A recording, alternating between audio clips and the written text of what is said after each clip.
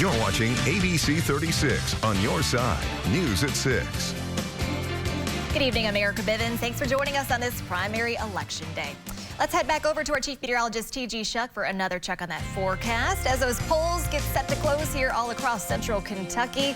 The good news, too, thankfully, the weather is now leaving us just as those polls close. Yeah, absolutely, Erica. Unfortunately, what we were concerned about this time yesterday was the impact of strong to severe thunderstorms here in central and eastern Kentucky on this election day was realized. We spent several hours on the air tracking severe thunderstorms and tornado warnings as close as north of Richmond. We, of course, had our Bluegrass Pace Care Skyview HD camera network out of Richmond.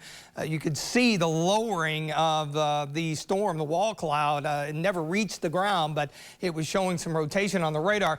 Good news, most everything wrapping up. We still have some heavier rain just east of the US 23 corridor through parts of Martin County down into Pike County. Some lingering showers down US 25E from southern Laurel through Knox and down into Pineville and Middlesboro in Bell County. We had the main squall line and the individual cells that developed just right on the nose of that. That was problematic with those possible tornadoes, with the tornado warnings. We had reports of wind damage. In fact, those reports beginning to trickle in. They are usually typically delayed.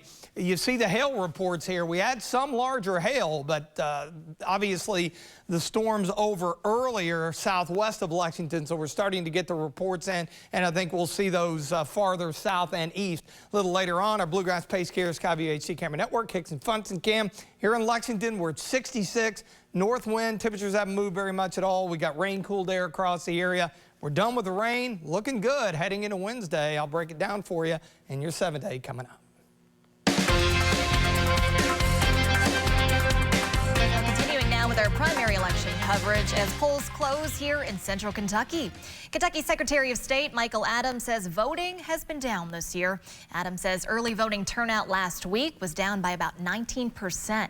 In Fayette County today, the county clerk tells us turnout was around 7%.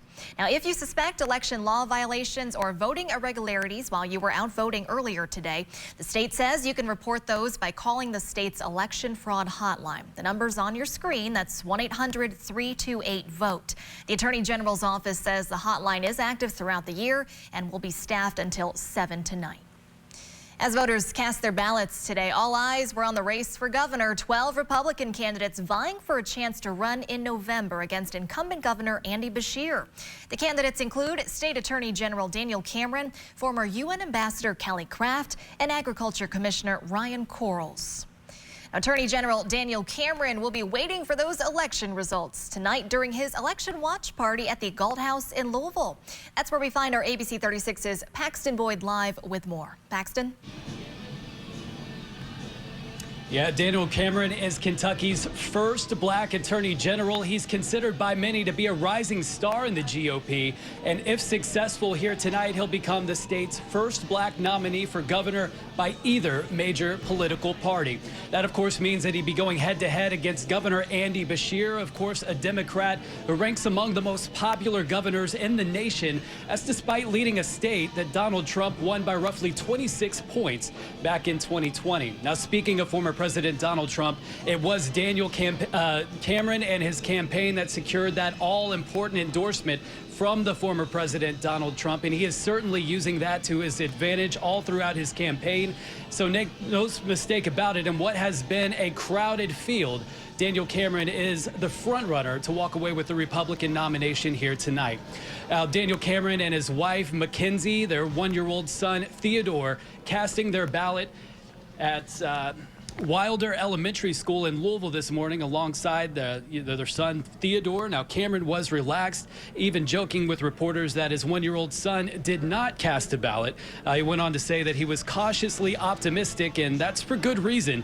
And the final Emerson College poll survey of GOP primary voters in the state, polling 500 very likely Republican voters, Cameron came away with a third of the votes. His main rival in this race, Kelly Craft, tallying just 18%, and that's despite Craft loaning her campaign more than $9 million. Cameron, in comparison, has raised just $1.5 million. We're here live at the Galt House once again.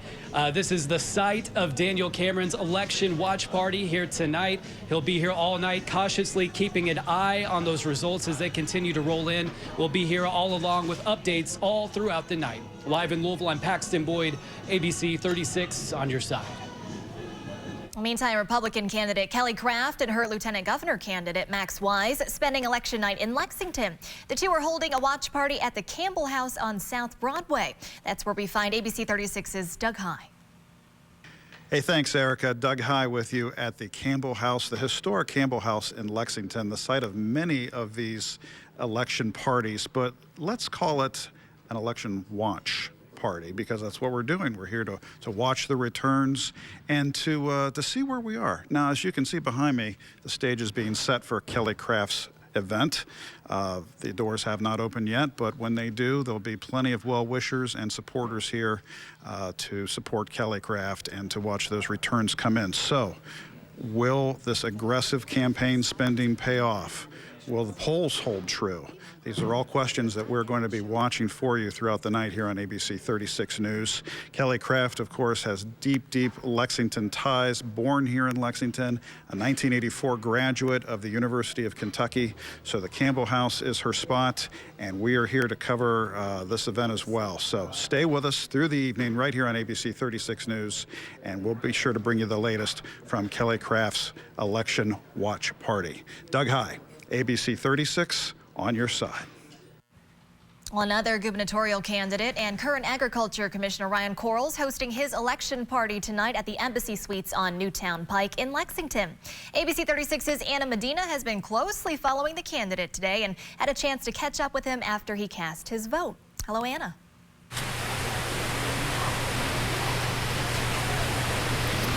Now we continue to await for Ryan Quarles to make an appearance here at the Embassy Suites. But before that, we were able to catch up with him as he cast his vote this morning in his hometown of Georgetown in Scott County. Now he's just one of a dozen candidates looking to secure the Republican ticket or governor. Now he has a lot of political experience, including being a member of the House of Representatives, as well as elected to Agriculture Commissioner back in 2015. And it's that same experience that he believes will secure him the nomination tonight. Now earlier today, he encouraged people to go out and vote and make sure that their voices are being heard. He also spoke on the recent polls, mentioning that he's not concerned about his placement because the only poll that counts is tonight. Now, we also asked him about what his first task would be as governor if he manages to secure the nomination, as well as beat incumbent Andy Beshear. We need to restore law and order and public safety in Kentucky. We have a violent crime issue all across the Commonwealth. It isn't just an issue in Lexington or Louisville, but rural Kentucky as well.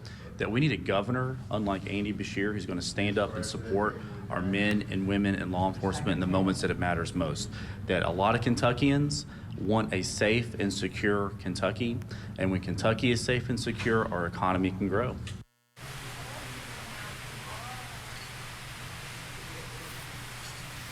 Now, we also spoke to Quarles about some of his memories during the campaign trail, to which he said that one of his favorites was taking back roads and meeting Kentuckians along the way, as well as visiting local shops and local restaurants. Now, we'll be here all night waiting for Ryan Quarles to make his presence. And as we continue to await the results going through tonight, and we'll continue to bring you updates along as well. Stay tuned to ABC 36 as well as WTVQ.com. For now, I'm going to send it back to you live here at the Embassy Suites in Lexington. Anna Medina, ABC 36 on your side. And on the Democratic side, 3 candidates in the race for governor. Incumbent Governor Andy Beshear facing off against Jeff Young and Pappy Martin. Governor Beshear hoping to secure a second term. He's holding his election watch party at the Kentucky Historical Society in Frankfort. We'll have the very latest from there coming up tonight at 11 right here on ABC 36. There's also several special elections taking place. In Madison County, voters had the opportunity to vote for countywide alcohol sales. It's the first countywide wet-dry vote since shortly after the repeal of Prohibition. Right now, the city of Richmond is fully wet. That means bars, restaurants, and package sales are all underway. Meantime, Berea only has limited restaurant sales, and the rest of the county's dry, with some exceptions like golf courses, which may have a special permit. And don't forget, you can find the latest election results on the ABC 36 website. Here's a live look at it. It's WTVQ.com. We'll keep you updated on all of those statewide races as results come in right here under elections at WTVQ.com and also on air throughout the evening. Still ahead, we'll get final thoughts from our political analyst Trey Watson and Dr. Stephen Voss to look at some of those big races and also voter sentiment.